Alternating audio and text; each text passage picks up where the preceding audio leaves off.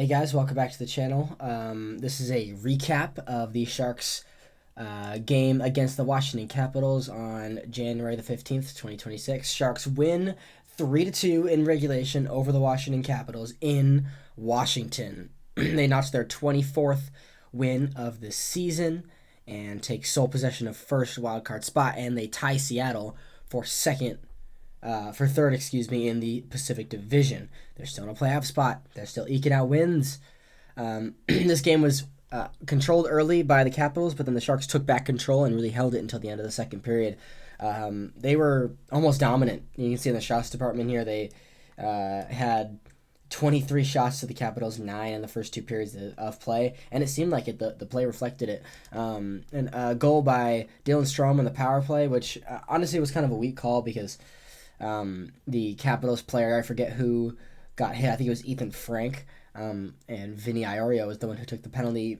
He was like an inch from the puck. He was like a centimeter away from touching the puck when Iorio hit him. So I kind of thought that was a weak call. But regardless, it was a pass off the end boards, or a missed shot off the end boards. There's no way Ovechkin did it on purpose.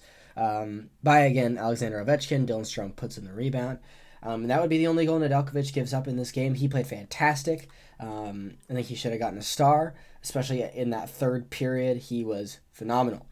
The Sharks would respond shortly thereafter, about 2.5 minutes later. Zach Ostapchuk off a good forecheck from Orlov. This was a 200-foot play. Not sure why Eklund got an assist on this. It should have been Nedeljkovic, who should have been rewarded with a point for a good game that he had. But Nedeljkovic hands it off to Orlov, who takes it 200 feet, chases in his own dump pass. Oh, now I'm remembering it. Orlov passed it to Eklund, who tipped it in deep. That's what it was. Okay. Scratch everything I said. Eklund tips it in deep. Orlov goes and gets his own forecheck, and it kind of just bobbles out into the front where Zach Ostapchuk buries it. A nice little micro toe drag for Zach Ostapchuk, who is, again, rewarded for some good play. His third goal of the season. Colin Graff would very shortly after, about a minute and a half later, pot a great pass from Regenda. And this was a play that, watching it develop, I was like, there is no way they're scoring on this play. But yeah, Regenda, who made a steal off of a neutral zone possession for the Capitals that was started by a Celebrini giveaway. And before I continue with that goal, I want to touch on Celebrini for a second.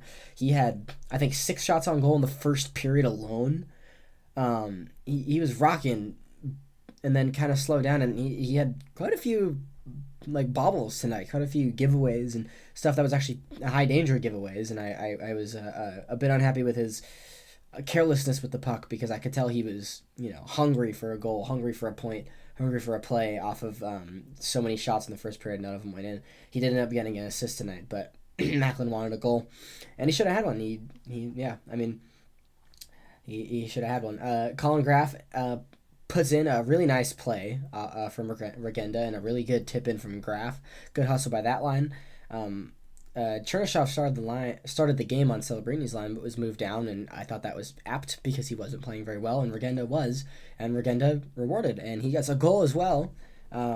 Just over a minute after that, just about a minute and a half after the Graff goal, Pavel Regenda pots his 7th of the season after getting an assist in the last one. Celebrini and Graff with the assist. A nice pass by Celebrini through his legs. And the Sharks rattle off 3 goals in 3 minutes and take a 3-1 lead into the third period, where the Capitals would get within 1. Ryan Leonard, a really nice goal. Really, really nice goal. He took the pants off Ryan Reeves and kind of smelled his undies and threw him up in the rafters, and they were hanging there. Well, he sniped it. So, yeah, Ryan Leonard, he's going to be a boogeyman every time the Sharks play the Capitals, I can tell. And John Carlson actually got an assist on that play. I want to talk about Carlson for a second. He got kind of out-battled by Graff. I think it was Carlson who was defending Graff on the goal that Graff scored in the second period, and Carlson took 2 penalties on Macklin in the first period, and was not happy about them. He just didn't have a very fun game, John Carlson. But look at him, 27 assists, leads his team in assists. That's pretty good. And I said earlier that this was the only goal that Nedeljkovic gave up. I was mistaken. I forgot that they had made it 3-2. And a flurry at the end. The Sharks almost got an empty netter, but did not, and they didn't need it because it was a 3-2 final. 3 stars here: Colin Graff, Pavel Regenda, and Ryan Leonard. That's pretty good. If it was a Sharks home game, I think Nedeljkovic would have gotten that first star of the game. The Sharks were 0 for 3 on the power play. They were 1 for 2 on the penalty kill. They were out hit 18-16. They outshot their opponent 26-23. And they gave the puck away 22 times, as you can see on the right there. That's not very good. So yeah, fun game, intense at the end. I loved the dominant stretch the Sharks were on. I did not like that they weren't able to carry it through the whole game. Another example of the Sharks not being able to play a full 60 minutes. This was, I really wish that if they were to have dominant stretches like the one they did, they could withhold it through the whole game. I'm still waiting for that. I think the closest thing we had to it was the 6-1 win in Seattle, which I was at, so that's fun. Good game by the Sharks. Another win, back in the win column. They haven't lost back-to-back games since before Christmas, that 3-game losing streak. So I like that. I like that a lot. As they improved to, I think, 7-3 in their last 10 games. So yeah, great game. Nedeljkovic continues to be stout, and they have Detroit tomorrow at 4 o'clock again. They're in Detroit, and Askarov will undoubtedly get the start in that game.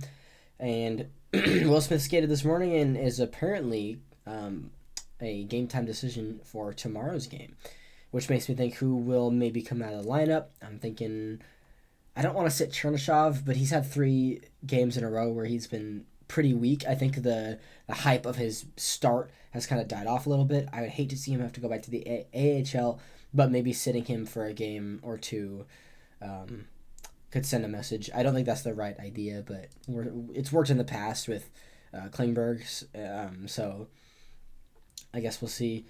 If not him, then probably Ryan Reeves, and then maybe Gaudette, or maybe Chernyshov makes his way onto the 4th line just to get in a checking role, get his hustle game on, because I think his offensive game, is just fine, and I don't think anything will happen to it.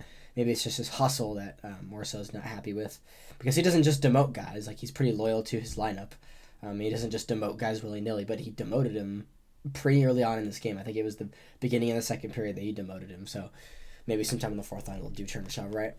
But I hope Smith comes back in. I hope Mook can come back in before the road trip's over, and the Sharks just played their first of a final 10-game stretch with 9 road games in there. They've picked up 2 points. They were asking before the game on the broadcast, Randy Hunt was asking how many points do fans think the Sharks will get on this 10-game stretch before the Olympic break takes Shark hockey away from us for about 3 weeks' time. And I predicted about 12. I think winning 6 out of 10 games would be good. Not ideal, but I think realistic and good. But I think the Sharks can do better than that. I think I need to raise my expectations because it's a new team. But, they're not winning in Denver. And there's a couple tough ones in there. But this was one of the ones that I kind of marked as Sharks probably not going to win. They did. And so a faltering Capitals team needs to get their stuff together. Sharks need to keep it up and play a full 60 minutes next time. That'll end my recap. Thank you guys so much for watching. If you did, make sure to like and subscribe and all that. And I will hopefully maybe have a preview up for the Red Wings game tomorrow. I was going to try to get a preview up for today, but I just didn't have the time. I'm wondering if I should, because I like to look at the lineups before a game, but then the preview is going to be coming out, just a couple hours before the game, or an hour before the game, or if it's a weekend, a couple hours before. So I might just do it the day before. Maybe I'll put out a Red Wings preview tonight, or maybe I'll just take my time with the new stuff and getting stuff going. These are obviously unscripted, so yeah, I just doing it on top of the dome. This is a fun project, so all lighthearted here. So if you're a Sharks fan, subscribe to the channel. I might change the name. I'm gonna change the name probably. I'll archive the name in the channel about section. But if you're a Sharks fan, subscribe to the channel.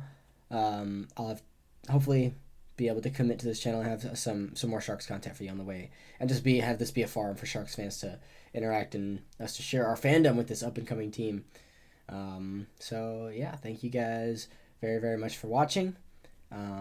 Let's go Sharks, and let's hope they have a good game in Detroit tomorrow. Games in Detroit are always fun. We harken back to November of 2023. That 4-goal comeback was lots of fun. Lots and lots of fun. I enjoyed it.